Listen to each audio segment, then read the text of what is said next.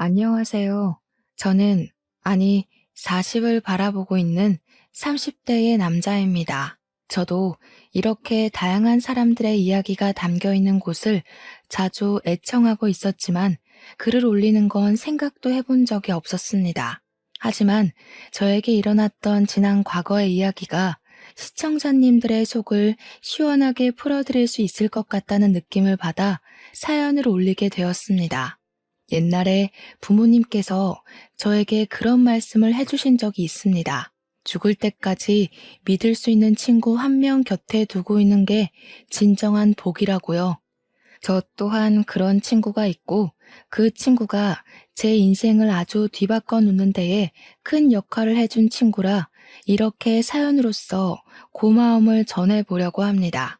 글을 쓰다 보면 울컥울컥할 타이밍도 있을 것 같긴 한데 최대한 덤덤하게 잘 풀어내도록 노력하겠습니다. 위에서도 말씀드렸듯이 저에게는 서로 힘들 때 옆에 존재한다는 것만으로도 위안이 되는 친구가 한 명 있습니다. 처음에는 이렇게까지 살갑게 맞이할 수 있는 친구는 아니었지만 어떠한 계기로 인해서 친해지게 되었습니다. 저는 소위 말하는 개천용으로 가난한 집안에서 공부머리 하나는 기가 막히게 태어나 전교권이 아닌 전국권에서 우수한 성적을 자랑하던 학생이었습니다. 다 쓰러져가는 집안 형편에 학원 한번 다녀본 적이 없었지만 정말 누구 말대로 교과서 위주로 공부했어요.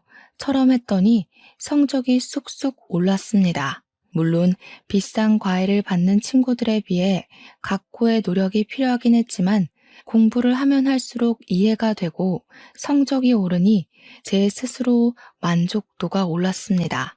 그렇게 열과 성의를 다해 공부를 했던 저는 당연히 수능에서도 우수한 성적을 냈고 당당하게 의대에 진학할 수 있었습니다.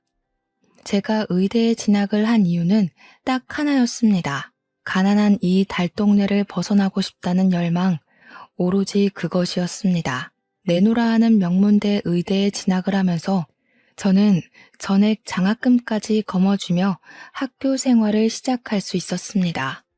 학교에 입학하는 날까지도 내가 최고다 하는 마음으로 스스로의 자존감을 올리며 학교에 첫 발을 디디게 되었습니다. 하지만 학교를 다니면 다닐수록 그 마음이 점점 무너져 내리게 되었습니다. 명문대 의대는 사교육에 목숨을 걸고 노력했던 친구들이 널려 있었기 때문이었습니다.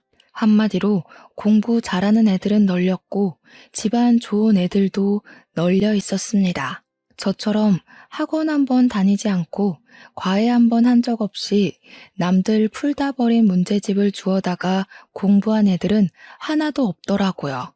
중고등학교 때 유학을 다녀오지 않은 아이도 없었고 공부하느라 하루에 3시간씩 자는 애들은 널려 있었죠. 그런 아이들 사이에서 저는 점점 의기소침해졌습니다.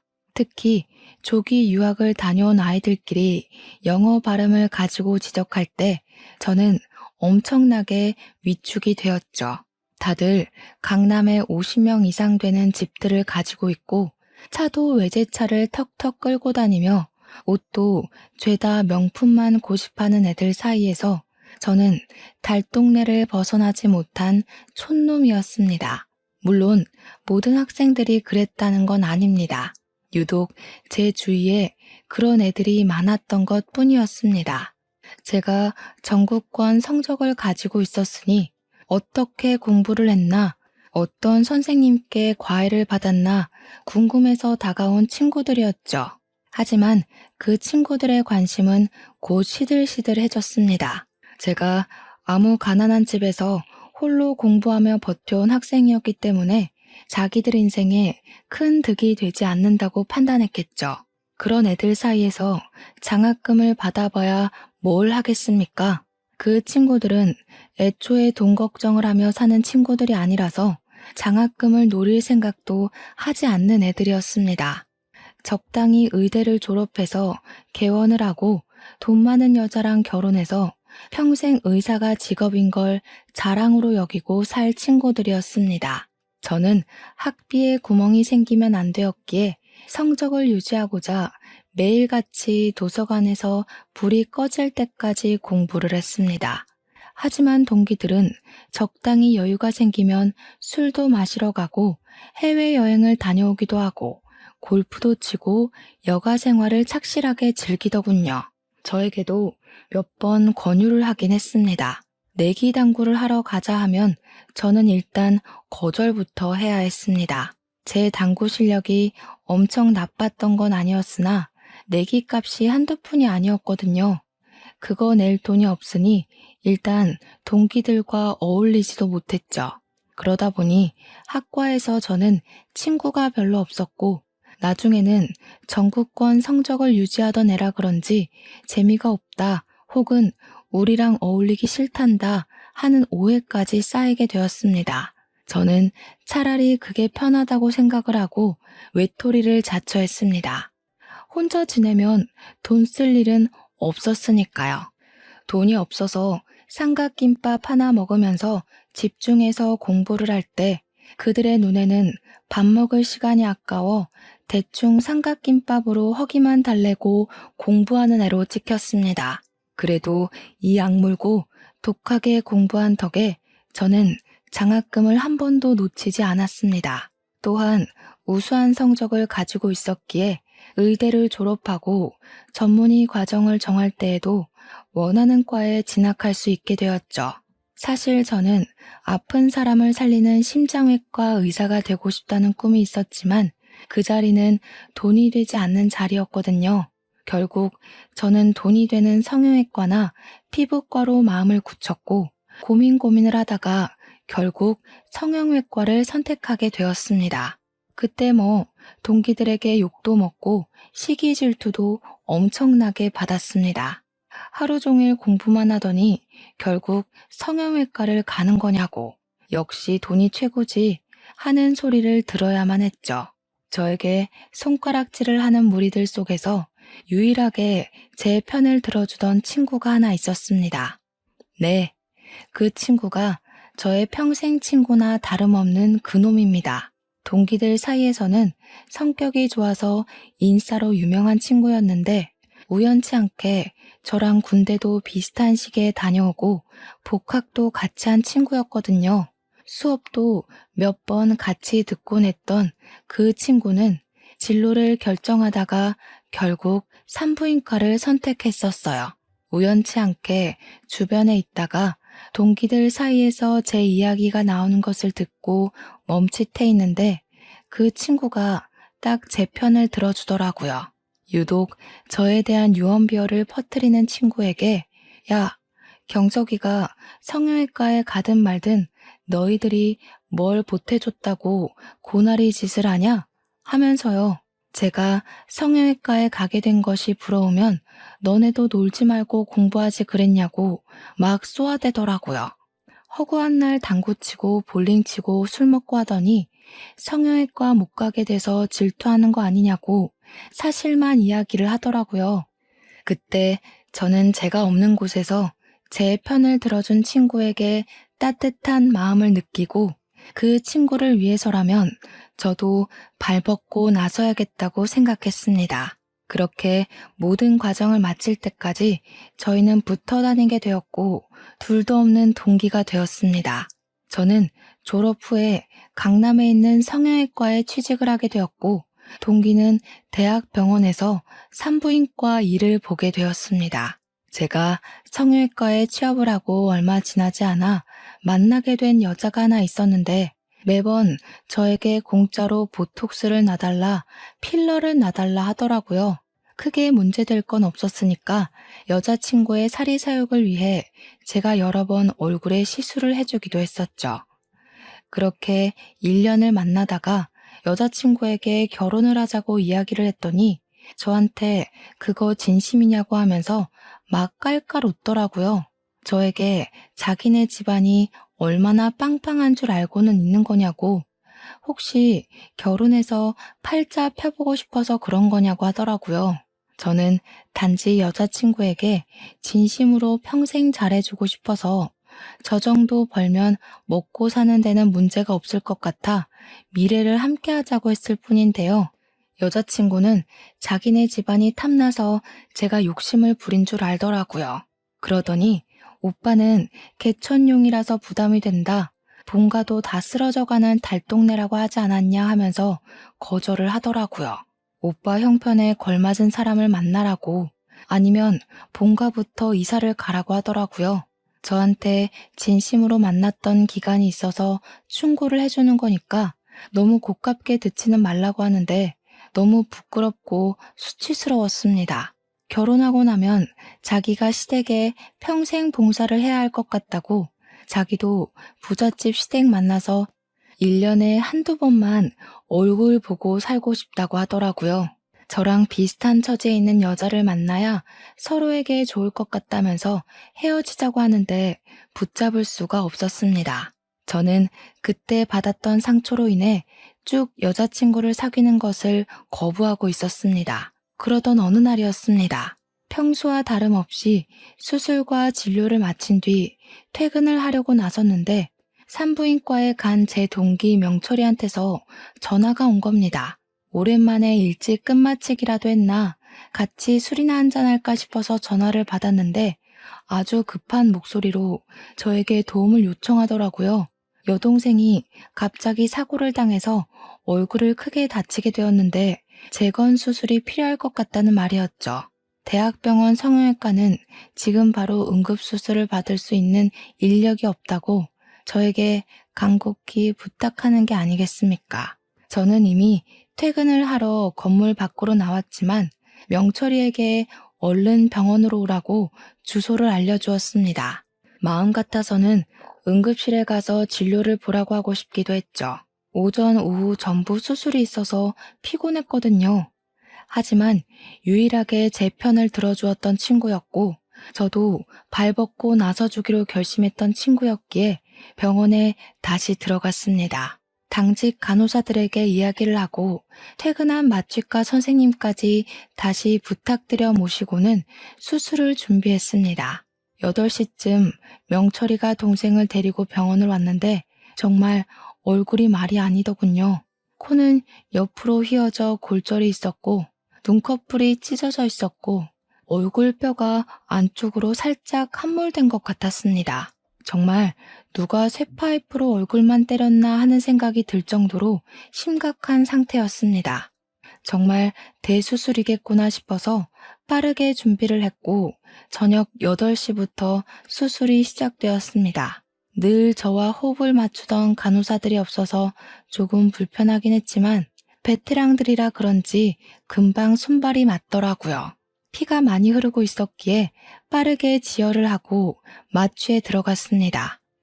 함몰된 뼈를 고정하고 패인 곳에는 실리콘을 넣고 휘어진 코를 조정하고 눈꺼풀이 찢어진 곳은 아예 쌍꺼풀을 새로 만들었습니다. 흉이 남을 것이 분명했던 자리였기에 최대한 가리기 위한 어쩔 수 없는 선택이었습니다. 얼굴형이나 모습이 확실히 실리콘을 넣음으로써 달라지긴 했습니다. 수술로 인해서 많이 붓긴 했지만 명철이 동생의 원래 얼굴을 아는 사람이라면 수술 자체는 성공적이었다고 말하고 싶네요. 수술이 전부 끝나고 나니까 무려 새벽 2시더라고요. 6시간을 꼬박 수술에만 매달린 것이었습니다. 저는 제 일을 도와준 간호사와 마취과 의사에게 진심으로 감사함을 전하고 미안한 마음으로 1인당 50만 원의 금일봉을 지급했습니다. 간호사들은 갑자기 생겨버린 수술에 불평을 하다가 50만 원이 입금되니까 바로 고생하셨다고 태도를 바꾸더라고요. 역시 돈이 최고지? 하면서 농담을 하고 명철이에게 수술은 성공적으로 끝났다고 이야기를 했습니다. 명철이는 진심으로 저에게 고맙다고 하면서 돈은 지불하겠다고 이야기를 했지만 저는 딱 잘라 거절했습니다. 명철이가 그래도 하면서 계속 우물쭈물하길래 내가 얼마나 잘 나가는 성형외과 의사인 줄 아냐고 했죠. 재건 수술하는 데만 몇 천만 원을 받는 의사인데 갑자기 그 돈을 어떻게 주겠냐고 마음만 받을 테니까 너도 나중에 나 필요할 때 한번 도와줘라 했습니다. 산부인과 의사가 뭐 해줄 게 있겠냐 하는데 나 결혼해서 아이 생기면 네가 받아주면 되겠네 했죠. 명철이가 막 웃으면서 너 연애 안 하고 비혼으로 살겠다더니 진심이냐 하더라고요. 그럼 나중에 술이나 한 잔 사라 하면서 여동생은 오늘 태어날 수 없다고 이야기를 했습니다. 눈이나 코는 상관없는데 얼굴뼈 함몰 때문에 무균실에서 처치를 받아야 한다고 했더니 끄덕이더라고요. 당직 간호사들에게 부탁을 하고 저는 녹초가 되어 퇴근을 했습니다. 그 뒤로 출근을 하면 매일같이 무균실에 들어가서 명철이 동생의 상태를 확인했고 추가 수술은 필요가 없는지 잘 아무는지 지켜보고 있었습니다. 코가 골절이 된 부분은 보이지 않게 절개 수술을 했는데 안화골절은 어쩔 수 없이 볼에 흉터가 남았습니다. 저는 그 흉이 티가 나지 않도록 옅게 패인 부분은 흉터 치료를 하고 깊은 부분에는 보조개를 만드는 것이 어떻겠냐고 물어보았습니다. 명철이 동생은 끄덕였고 보조개 수술을 시작했고요. 그건 뭐 거의 시술이나 다름없어서 30분 안에 끝났습니다.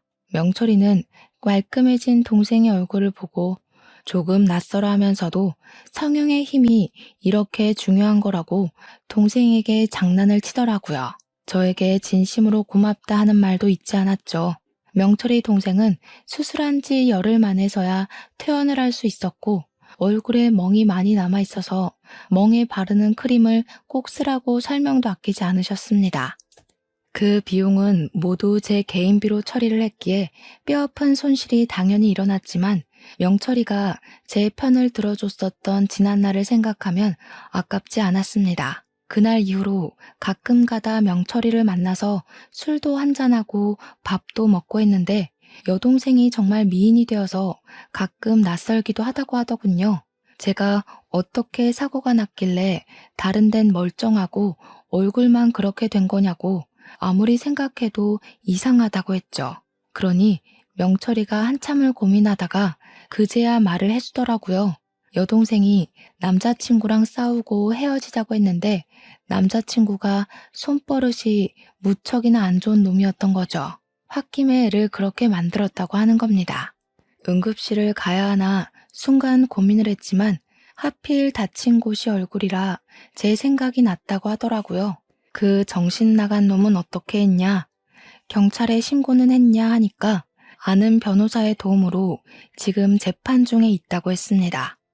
치료비 배상이 나오면 저에게 주겠다고 해서 아니라고 동생이 심리치료를 받을 수 있게 사용하라고 했죠. 명철이가 안 그래도 그것 때문에 고민이라고 하더라고요. 여동생이 상처를 크게 입어서 그런지 대인기피증까지 오게 됐다고요. 지나가는 사람들이 갑자기 해코지를 할 것 같다는 느낌을 받아서 길거리도 못 돌아다닌다고 결국 미국으로 가서 잠시 지내다 오기로 했대요. 그러면 저 명은이가 너한테 꼭 고맙다고 전해달라고 했다고 하더라고요.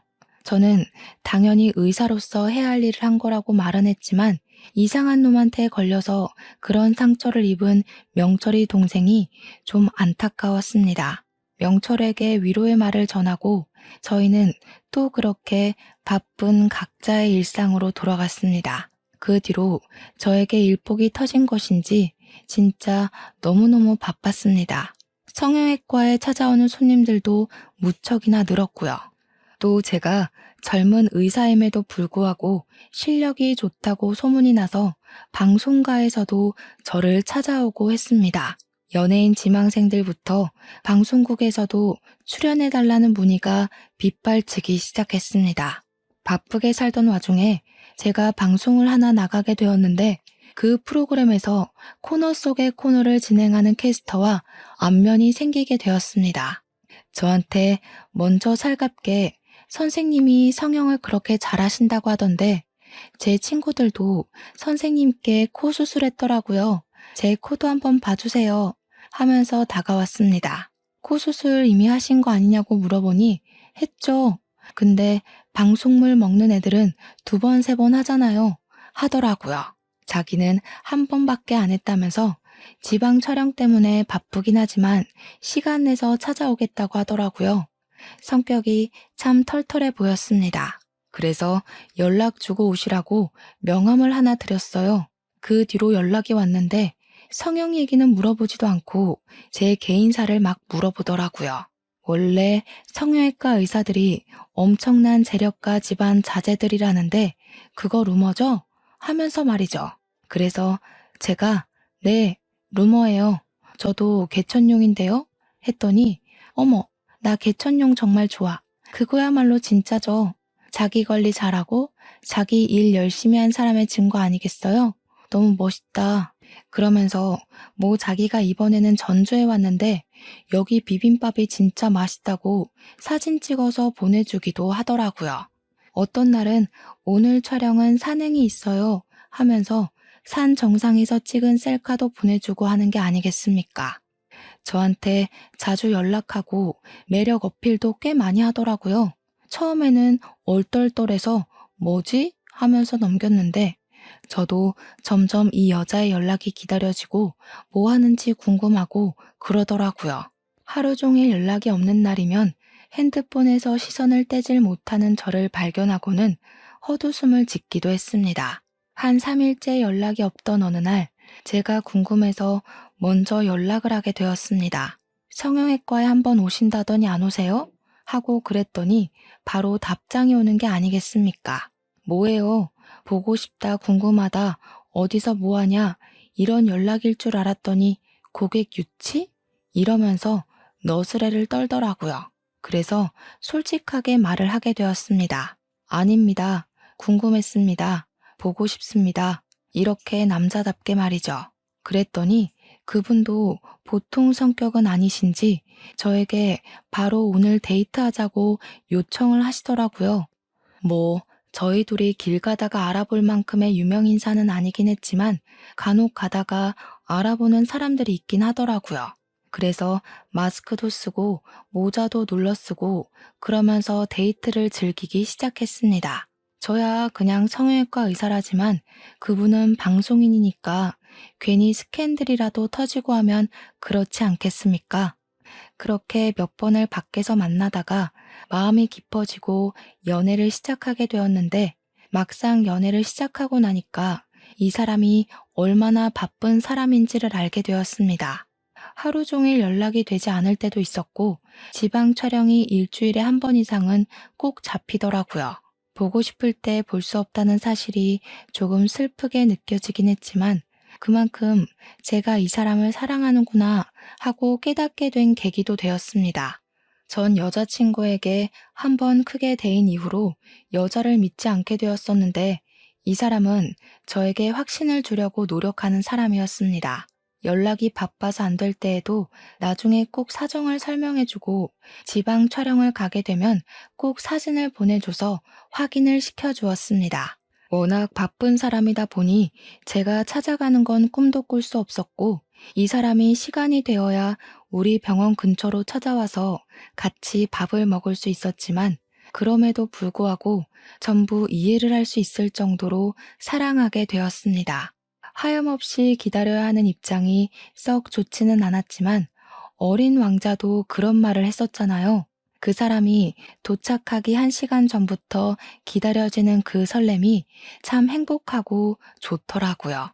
프로그램을 하나밖에 하지 않는 방송인도 이렇게나 바쁜데 그 유명한 연예인들은 얼마나 바쁜 건지 상상하기조차 어렵더라고요.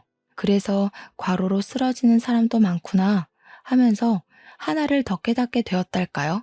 하루는 여자친구의 연락을 기다리고 있었는데 저희 어머니에게서 연락이 도착했습니다. 평소에 급한 일 이외에는 연락을 살갑게 하지 않았던 터라 무심하게 웬일이시냐고 물어보니 어머니께서 침울한 목소리로 본인에게 큰일이 났다고 하시는 겁니다.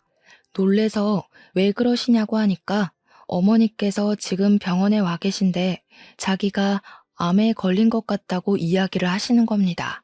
우리 부모님께서는 충남에 내려가 지내고 계셨는데 제가 암이라는 소리에 놀라서 원장님께 말씀을 드리고 바로 충남으로 내려갔습니다. 집으로 찾아가 무슨 일이냐고 자세하게 말해달라고 하니 그제야 엉엉 우시면서 난소에 혹이 생겼다고 해서 그냥 혹인 줄 알았는데 난소암 판정을 받으셨다는 것이었습니다. 빠르게 수술을 해야 한다고 하는데 지역 근처 병원은 전부 예약이 꽉 찼다는 말을 하더래요. 거기다가 난수암 수술을 하다가 사고도 많이 난다고 무척이나 불안해 하셨습니다. 이러다가 손주도 한번 못 보고 하늘나라에 가는 것 아니냐고 하시는데 그런 소리 하지 마시라고 했죠. 어머니를 안심시키기 위해 제가 의사 아니겠냐고 동기들 수소문해서 바로 알아보겠다고 했는데 명철이 생각이 딱 나더라고요. 명철이가 산부인과 의사였고 대학병원에서 일하고 있었으니까요. 바로 연락을 해서 명철이에게 너네 병원에서 진료를 좀 받을 수 있냐고 물어보니까 명철이가 저한테 결혼할 여자라도 생겼냐고 하더라고요.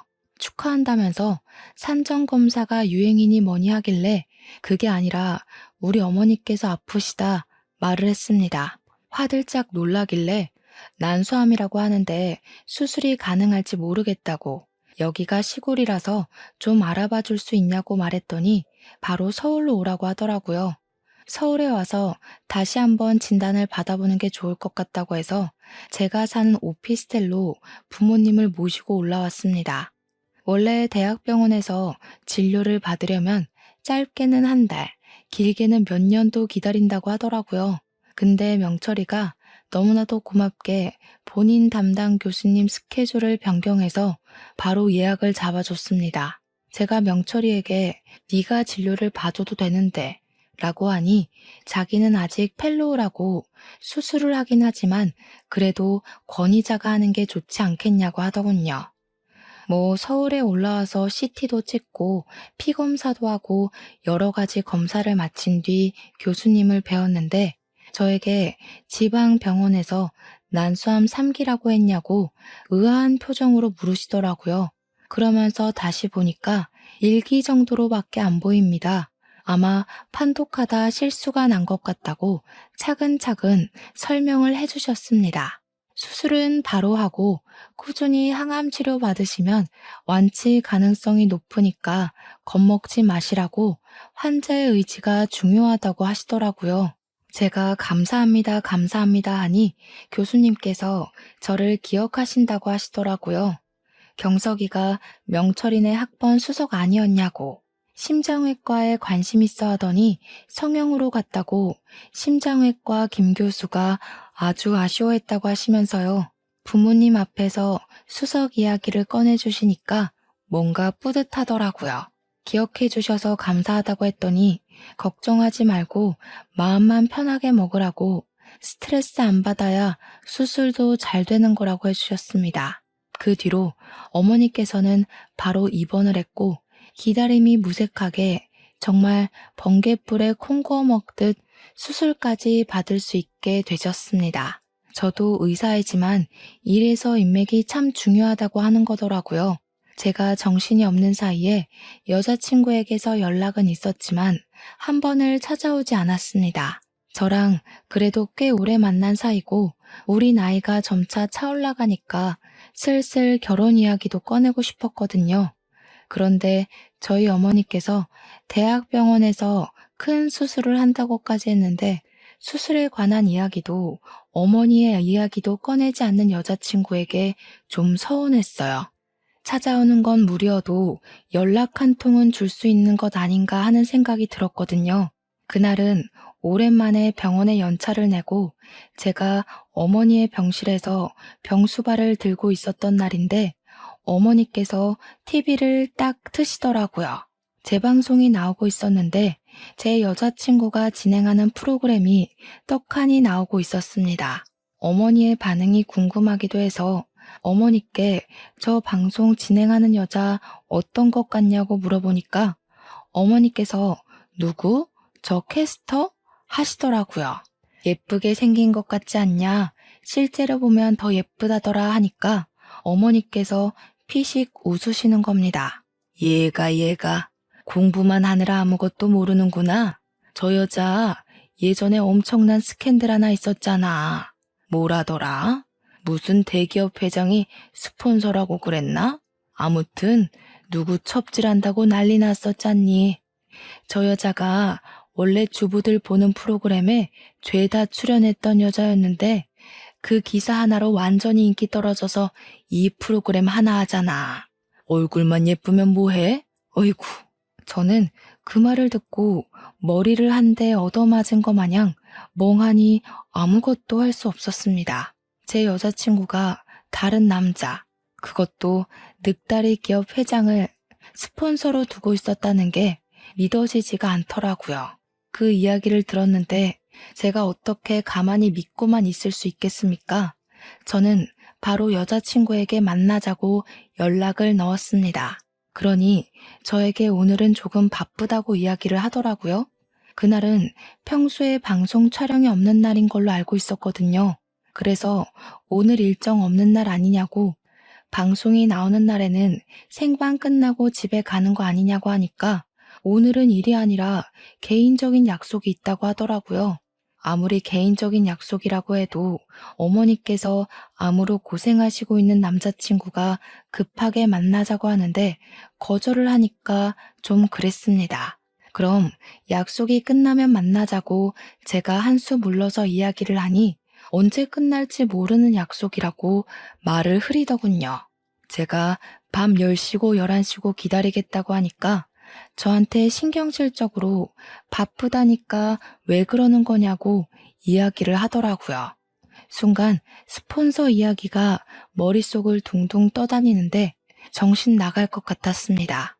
혹시 아직도 그런 짓을 하고 다니는 건 아닐까 하는 의심이 자꾸 스멀스멀 기어오르는 거죠.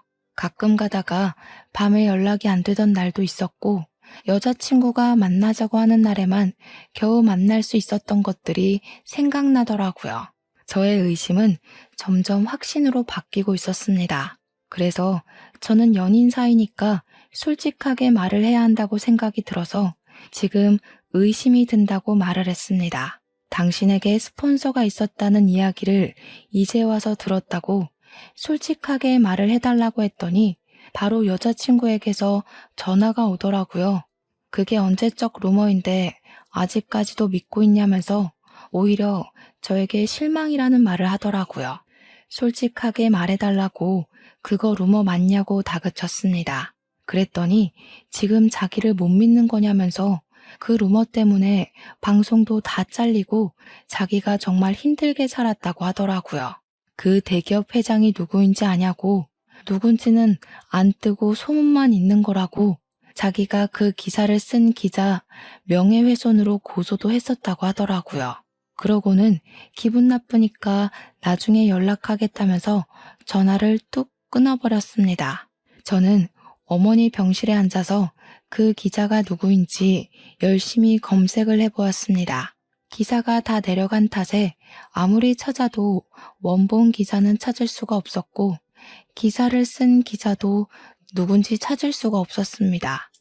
막막하던 순간에 여자친구의 안티카페가 있을까 싶어서 검색을 해보니 딱 하나가 뜨더라고요. 회원수가 500명뿐인 초라한 안티카페였지만 가입을 해서 글을 찬찬히 살펴보니 떡하니 그 기자의 이름이 적힌 기사가 올라와 있었습니다. 저는 서둘러 확인을 하고 기자 이메일을 찾아서 메일을 남겼습니다. 방송인 유미애 씨의 스폰서 내용을 확인하고 싶다고 말입니다.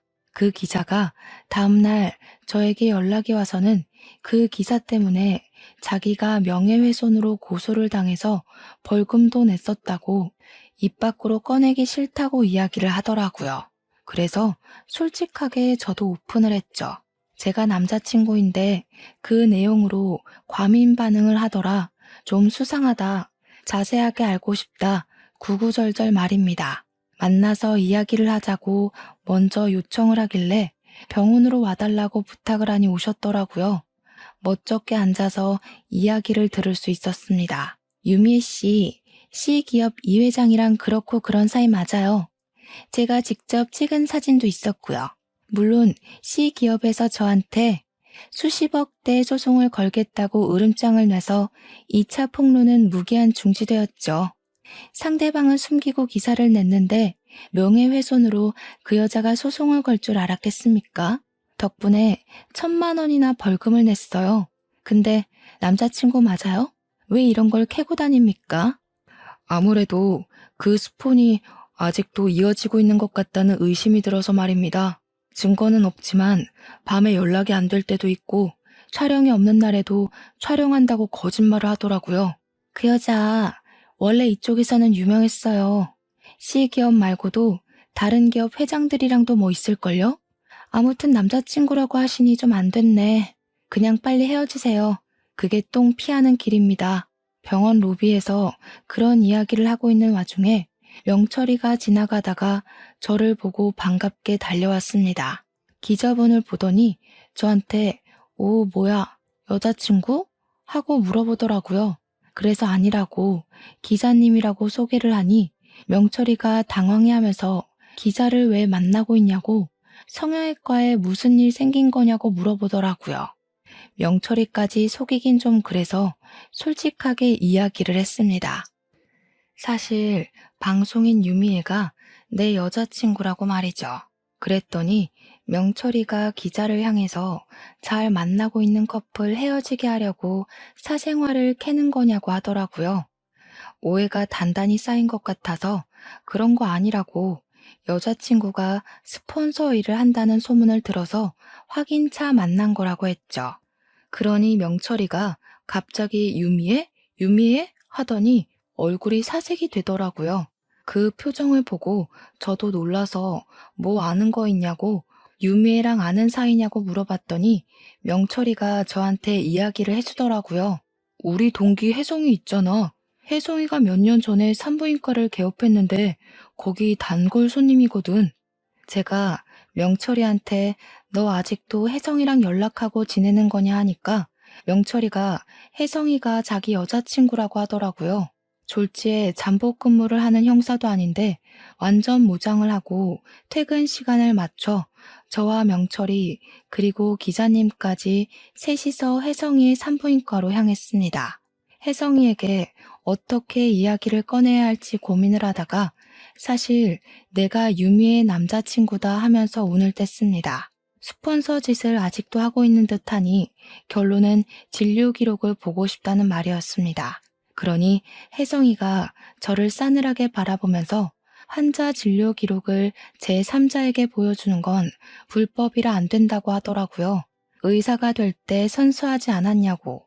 도대체 학교 수석이라는 놈이 눈이 멀어서 뭐하고 있냐고 하더라고요. 순간 부끄러워져서 고개를 푹 숙이고 미안하다 하고 있는데 혜성이가 그러대요. 명철이 여동생 수술해줬던 게 고마워서 그냥 친구로서 조금 흘려주는 거라고 자기한테 들었다고 하지 말라고 하더라고요. 3일 뒤 저녁 9시에 아마 우리 산부인과에 방문할 거야, 그 여자. 사람들 눈 의식해서 밤에만 찾아오거든. 피임 기고 시술할 때가 돼서 아마 그거 하러 다시 찾아올 건데 그때 뭐 누구랑 오는지 한번 보던가. 절대로 혼자서는 안 오거든. 자기 돈줄이랑 오지. 저는 일부러 유미에게 연락을 넣어 3일 뒤 저녁에 뭐 하냐고 별일 없으면 같이 밥이나 먹자고 말을 했습니다. 그러자 유미애는 저에게 하필 그날 지방에 추가 촬영이 잡혀서 서울에 없을 것 같다고 다음에 밥을 먹자고 말을 하더라고요. 저는 그날 혜성이의 병원에 가기 위해서 유미애가 술을 쓰는구나 느끼게 되었습니다. 최대한 아쉬운 척하면서 그럼 나중에 서울에 오면 보자고 이야기를 했더니 지방 촬영하고 나면 힘들다고 일주일 뒤에 보자고 하더군요. 명철이에게 이야기를 들어보니까 피임 시술을 하면 며칠은 좀 쉬어야 된다고 하지 않겠습니까? 저는 이를 갈고 복수를 하기 위해 차근차근 계획을 짜기 시작했습니다.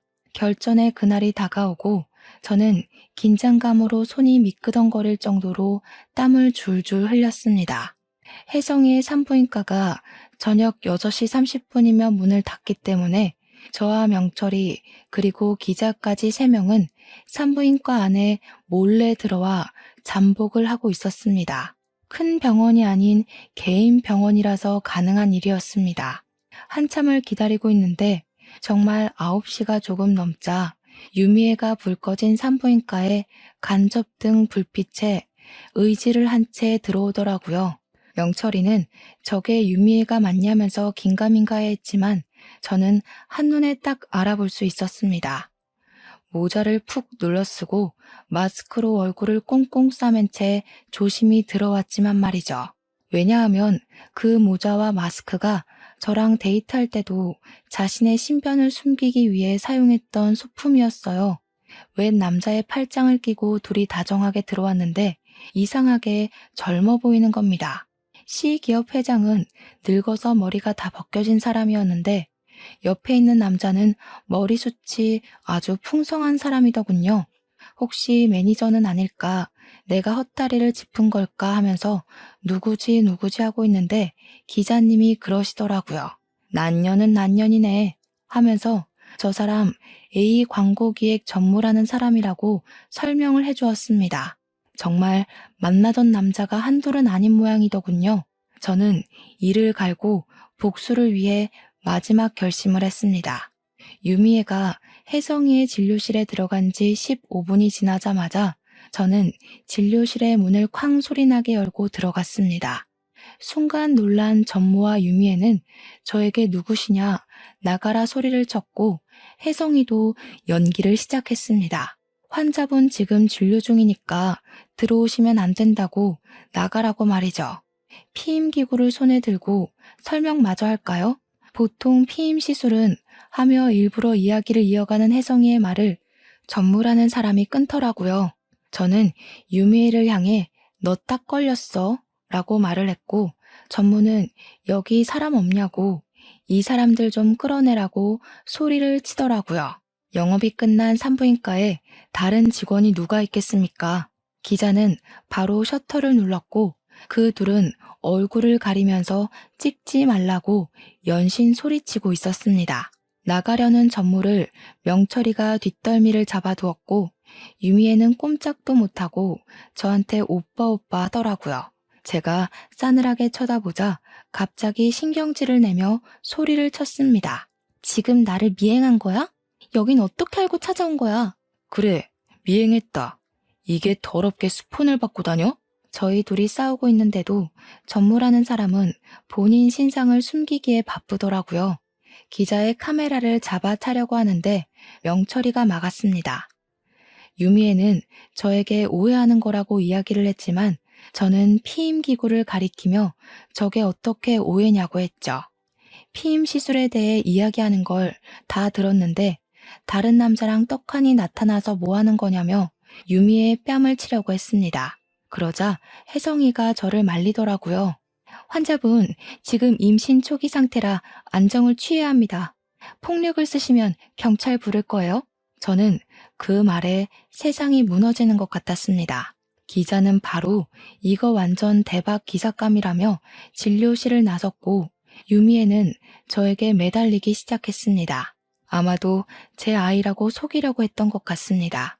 피임기구는 시술을 하려던 게 아니라 제거를 하려고 했던 것 같고요. 그 A광고 전무라는 사람도 유부남이었는지 저에게 돈을 주겠다며 비밀로 해달라고 기사도 쓰지 말라고 애원을 했습니다. 제가 그걸 왜 들어줘야 하는지 모르겠더라고요. 이미 기자는 기사를 쓰러 갔는데 말이죠. 기자는 명예회복을 위해서 그런 건지 모르겠지만 C기업에 연락을 넣어서 유미에게 다른 스폰서도 있고 임신도 한 사실을 알렸다고 했습니다. 제대로 일을 갈았는지 기사는 연일 특종에 올랐고 유미에는 바로 매장되었습니다. 딱 하나 하던 프로그램에서도 자취를 감추게 되었죠. 저는 당연히 헤어졌고요. 유미에는 유부남 킬러라는 별명이 생겼습니다. 그 이후로 여자에게서는 단 한 통의 연락도 오지 않았습니다. 저희 어머니는 수술이 잘 되어서 항암도 3차까지만 하면 된다는 이야기를 들었고요. 이래서 참 인연이 중요하다는 생각을 하게 되었죠.